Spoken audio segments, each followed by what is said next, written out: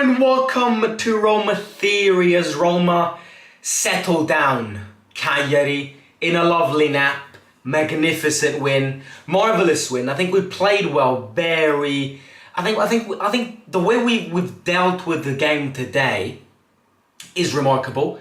I think the way the individual performances made up a very good and positive overall and collective performance was the highlight for me. I think there's a lot of players who need credit today, from Ndika in defence, who by far played his best game since he's a Roma player, to Parz in the middle, who provided 2 assists, kept the ball well, to Bobby's spirit which he puts into these games, slide tackles, high pressure, wins the balls, gives them to Lukaku, scores the goals, to Lukaku, who's an absolute machine. Belotti looks like a completely different player this season. It's the individual performances which make up a very good collective performance, which makes it for me. Shakalaka Saka, they called it. But yeah, look, I'm happy about today's win, because we were climbing some position. I'm happy because the team needed a reaction after the, all of the rumours which came out yesterday.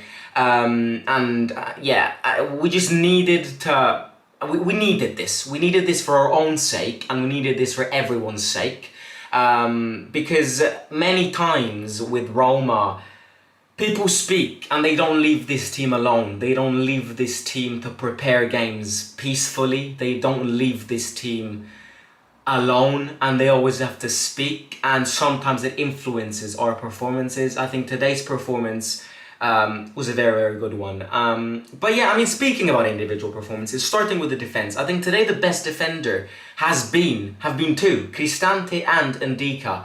Ndika deserves it today because, as I said before, he's clearly played the best game since he's a Roma player. He's getting that momentum in. And Christensen, I mean, people are going to get tired of me saying this, but wherever you put him, he plays well. He can easily turn into a centre-back.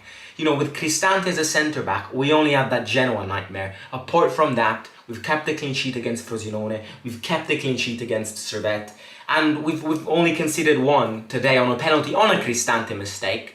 But obviously there's nothing Christensen can do there. It bounces on his hand, and yeah, fullbacks today played well. Both of our fullbacks got assists. Incredible. Something which, if somebody told us at the start of the season, as I said in the live watch along, we would have laughed at this fairy tale. Once upon a time, Cilic and Karsdorp provided an assist. What the hell? What the hell? What the hell is happening? It's happened. It's happened. Fairy tales do come and become reality. Both Spinazzola and Karsdorp with a great assist. Played well. The only poor player has been Christensen. Gave away that ball, which led on to that goal, which then got disallowed. Christensen isn't a good player. I've always said this. I've never been a fan of him. He needs time, just like Ndika needed time. And Wilkin Christensen is... overall, Christensen is poor. Christensen is clearly, and I'm saying clearly, our weakest fullback. In terms of specific right fullbacks, I still think Karsdorp is the best, and I've been saying this since a while now. Cilic alternates good performances with bad performances. Christensen, I'm sorry to say, but from the start of the season to now, he's not played one good one, apart from that Empoli game. So yeah, Christensen needs a lot of working and art crafting to do.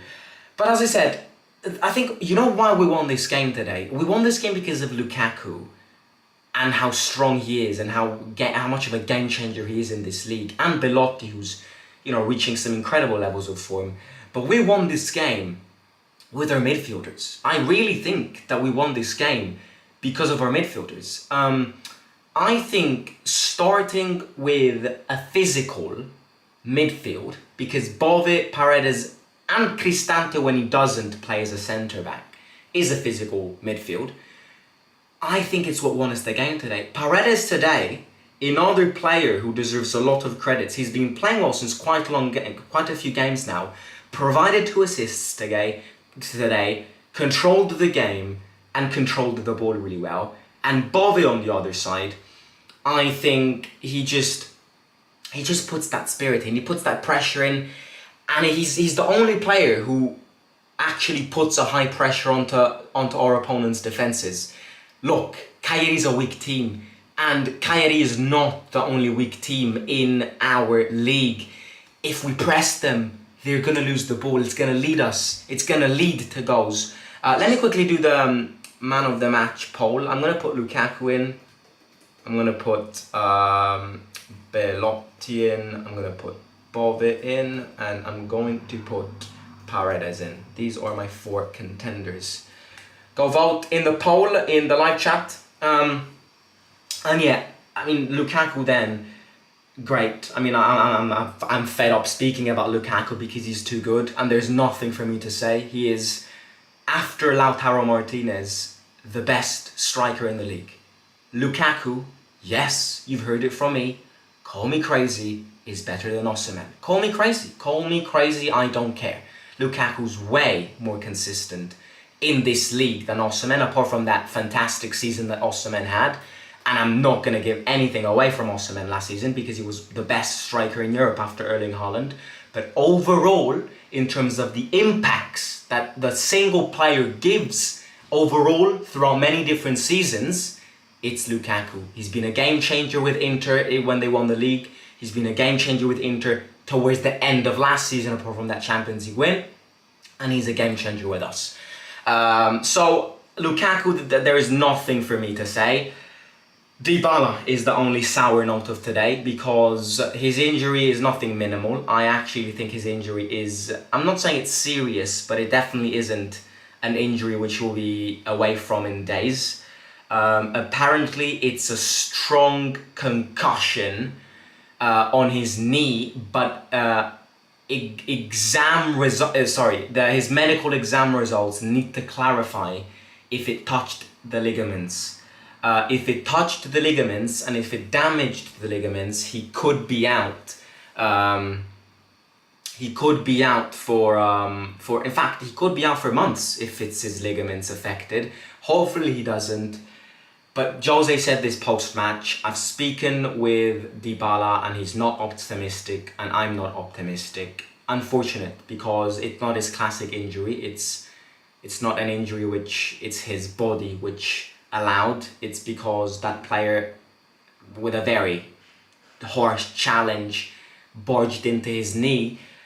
But yeah, I mean, yeah, he'll be out. I think he'll be out for the Monza game 100%, and he'll be out for the Inter game if you ask me. But we'll see what happens. I mean, his exam medical results should be out tomorrow, so hopefully we'll clarify some things. But that's the only sour note. If Dybala wasn't injured, then tonight would have been a perfect night. I think overall, we asked this question. There was somebody in the live watch along who asked, is Roma officially back? And you know what my answer to this is? My answer to this is, Roma definitely was living a tough moment at the start of the season. And I am not saying that this tough moment is over. And the reason I'm saying this is because Roma's inconsistent. And Roma's not inconsistent this season. Roma has been inconsistent for the past 20 years. So to say, after 3 consecutive wins, that Roma is officially back is a hazard, because the patterns show that Roma is never officially back despite 3 consecutive wins. And again, I'm not discrediting anything here, because in fact I'll be the first one to go against people who discredit this performance. I'll be the first one to barge against people who go, oh well, you won against Empoli. Okay, you won 8-0 against Empoli, and then let's talk. You scored 4 goals against Cagliari, and then let's talk. I'm not discrediting our performances, but 2 of our last 3 consecutive wins came against Cagliari, who are clearly the weakest team in the league, and Servette. I'm not saying that, again, I'm not saying, and I will never say that bad matches and those weird Roma games are over, because they're never over. You know, in the next 3 weeks, there's probably going to be another bad game, because Roma's this is Roma. And if you've been a Roma fan since quite a long while, you will know this. You will know that being a Roma fan is a roller coaster of emotions. It's impossible for this team to have a good, solid streak of wins, and it's impossible for this team to play badly for the entire season. This team fluctuates, and it's been like this for so long. What I will answer, however, is if people say, do you think something changed in Roma after that Genoa game? And the answer is yes, something changed. We went into that dressing room after that Genoa game and we looked at each other and we asked ourselves a few questions.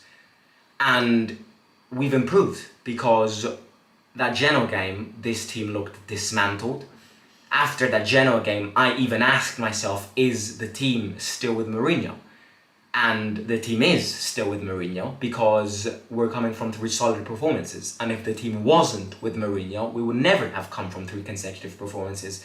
So Roma has improved, and Roma is improving. I see positive things now, but as I said in the live watch-along, we have not been good enough in exploiting the easy calendar advantage, because we've lost a lot of points. You know, this first part of the season was considered the easy part against low-middle relegation teams. Now the hard games start. So will we be able to keep this consistency is the question. Will we be able to win some big games? And we'll see how it goes. But yeah, I think going into this international break, I kind of, going into this international break, if I were to give a judgment on Roma's first 8 game weeks, I'd give it nothing higher than a 7. Because yes, we are like 3 points from top 4 technically, but we haven't exploited the easy calendar advantage well. We had to get points against teams like Salernitana, Verona. We didn't do, even Genoa if you ask me. And that will definitely be drawbacks. We'll definitely feel those effects going into the season even more. But yeah, I think, we're going into this new international break. We've climbed positions, we've improved, and we've understood that we've kind of recollected that unity which defined us. And yeah, so yeah, this is the way I see it. But my man of the match is, the last thing which I'll say before ending the stream is Belotti. Belotti looks incredible. He's living such a good moment of form. I don't know what it is. Maybe it's the fact that he wants to perform with Lukaku being ahead of him, and maybe it's the fact that he had a full pre-season. Belotti looks like Torino Belotti again. The goal today was incredible. Both Belotti and Lukaku have an insane ratio of goals to games played. Lukaku has like 6 goals in 8 games played, and Belotti is what? In terms of ratio played, minutes played, goals scored, Belotti is one of the best in the league. So yeah, very, very happy. I see a lot of improvements, but as always, consistency is key. And in order to go forward, this needs to happen week in and week out. And consistency needs to improve. But yeah, very happy about today. Very happy about today's win. Napoli-Fiorentina tonight. Hopefully it's a draw. I think Fiorentina are leading, but hopefully it will end as a draw. That game ending as a draw could bring a lot of benefits to us. But yeah, we're moving into this international break. Roma Theory will not disappoint. I've got, obviously, videos regarding Roma and all of that prepared. So don't you dare go away, because I've got you covered during this period as well. If you haven't already, smash the like button, subscribe to the channel, and let me know in the comments of this video your thoughts, impressions, and who your man of the match was, even if you're not watching this live. Yeah, let's see who won as man of the match. Lukaku won. 58% says Romelu as man of the match. Talk to you soon. Smash the like button even if you're not watching this live, and subscribe, because we're getting closer to 10,000 subscribers and it would be a dream of mine. So if you already subscribed, get your friends and family to subscribe. Love you all. You're legends. Talk to you soon. Take care. Simo out.